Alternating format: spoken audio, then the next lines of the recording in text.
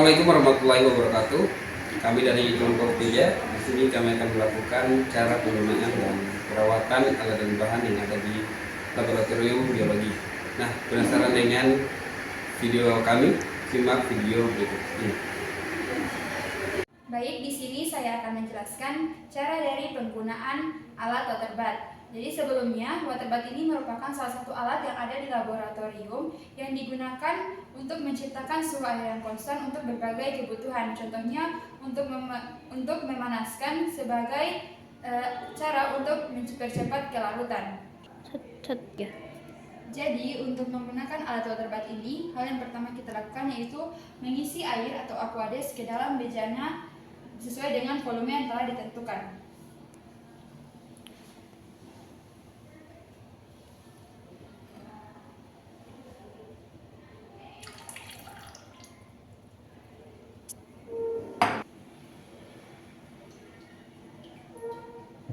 Kemudian menyambungkan alat water bath ini ke dalam sumber listrik dengan cara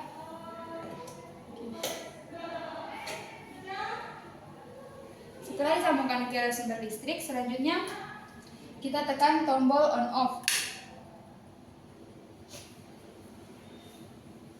Setelah itu kita mengatur suhu maksimal dengan cara menekan tombol temperatur.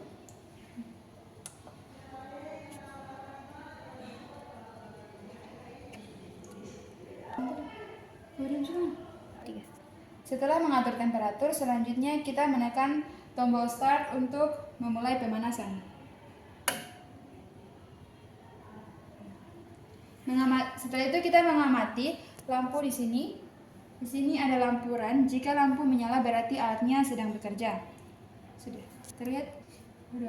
Terlihat di sini alat yang akan digunakan itu sedang bekerja.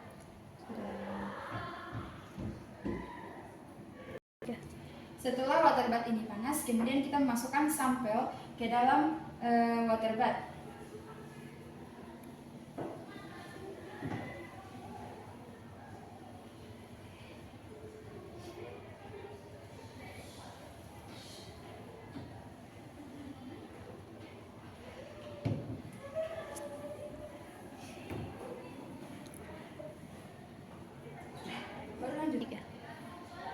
Setelah sampel dimasukkan, kemudian kita menunggu sampai waktu yang telah ditentukan setelah selesai.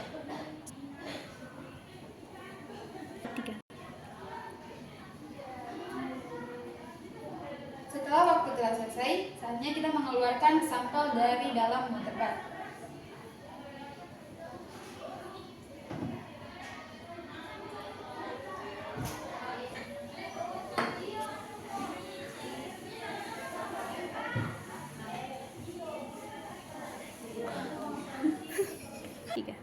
Setelah sampel dikeluarkan, kemudian kita mematikan alat water bath dengan cara menekan tombol off.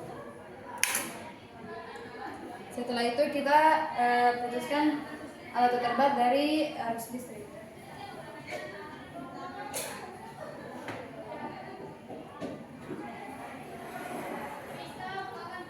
Baik, itulah cara penggunaan dari alat water bath ini. Lebih dan kurangnya saya mohon maaf, saya ucapkan terima kasih.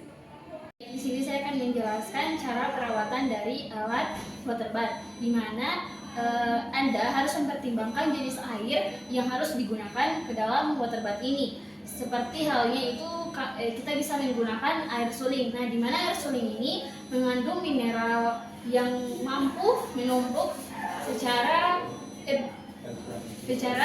seiring waktu. Yang kedua itu memastikan untuk mengalirkan water bath agar dalam kondisi baik. Kemudian Anda bisa melakukan pembersihan water bath ini secara rutin pada saat Anda meluangkan waktu. Untuk membersihkan water bath ini, Anda bisa mengeluarkan wadah yang di dalamnya dan setelah itu mematikan water bath setelah digunakan. Yang ketiga itu berhati-hatilah agar tidak menumpahkan air ke dalam unit karena dapat merusak komponen listrik yang ada di dalamnya. Pada saat membersihkan water bath ini, jangan pernah menggunakan bahan pembersih seperti deterjen yang korosif pada air, melainkan menggunakan kain lembab atau deterjen ringan pada waterbath ini. Mungkin hanya itu yang dapat saya sampaikan terkait dengan cara pembersihan alat waterbath ini. Sekian dan terima kasih. Assalamualaikum warahmatullahi wabarakatuh. Di sini saya akan mempraktikkan cara penggunaan dari desikator. Nah, sebelumnya desikator merupakan alat laboratorium yang digunakan dalam analisa kadar air yang fungsi utamanya adalah untuk menghilangkan kadar air atau kadar air suatu zat. Jadi pertama-tama cara membuka penutup dari desikator itu dengan memutar dan memasukkan sampel. Nah, sebenarnya sampel ini sudah dalam pengovenan.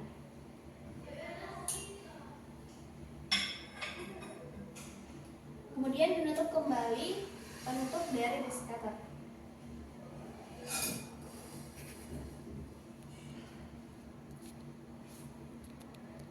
Kemudian sampel ini didiamkan dalam 30 menit sesuai dengan prosedur yang telah digunakan sebelumnya.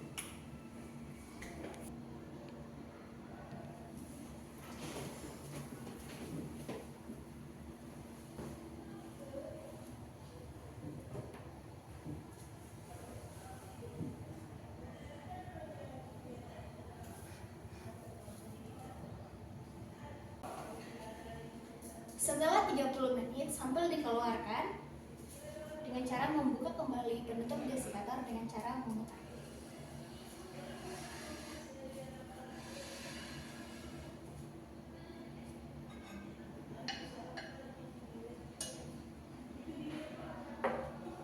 Dan menutup kembali penutup desikator.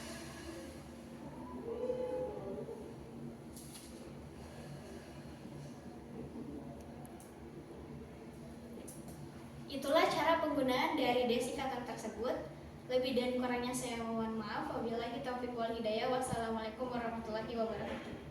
Baiklah, di sini saya akan menjelaskan bagaimana cara membersihkan dan merawat alat desikator ini. Yang pertama yaitu kita membuka dengan cara menggesernya ke samping. Kemudian jika silika gelnya sudah berubah warna dari aslinya, kita bisa mengovennya dengan suhu 105 derajat Celcius. Jika diperlukan bisa menggantikan dengan silika gel yang baru.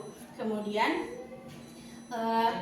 kita membersihkan di dalam alat desikator ini menggunakan spons atau kain bersih secara perlahan agar tidak merusak permukaannya. Yang terakhir yaitu jika silika gelnya sudah membiru, kita bisa mengovennya sampai berubah menjadi putih bening. Baiklah, itulah cara merawat alat desikator ini. Sekian, terima kasih. Selanjutnya, bahan yang ada di dalam laboratorium salah satunya yaitu natrium oksalat atau Na2C2O4 yang merupakan senyawa kimia yang terdiri dari 2 atom natrium, 2 atom karbon, dan 4 atom oksigen. Senyawa ini sering digunakan dalam berbagai aplikasi terutama dalam bidang kimia analitik. Baik, selanjutnya ada beberapa kegunaan dari natrium oksalat. Yang pertama itu digunakan sebagai standar primer untuk menstandarisasi larutan kalium permanganat dalam titrasi redoks. Ini karena natrium oksalat ini memiliki kemurnian tinggi dan stabil dalam kondisi penyimpanan yang tepat. Selanjutnya, senyawa ini digunakan untuk mengendapkan ion kalsium atau Ca2+ dengan dalam bentuk kalsium oksalat. Fungsi lain dari natrium oksalat yaitu natrium oksalat dapat membentuk kompleks dengan berbagai ion logam sehingga digunakan dalam analisis spektrofotometri untuk mengidentifikasi dan mengukur konsentrasi ion logam tertentu. Nah, natrium oksalat ini dapat berbahaya jika tertelan atau terhirup. Senyawa ini dapat menyebabkan iritasi pada kulit, mata, dan saluran pernafasan. Sehingganya ada beberapa cara atau teknik untuk menggunakan bahan ini, yaitu dengan menggunakan masker, handscoon, dan beberapa alat pelindung diri lainnya. Terima kasih. Itulah video dari kelompok kami tentang cara penggunaan dan juga perawatan alat laboratorium. Sekian dari kami. Assalamualaikum warahmatullahi wabarakatuh.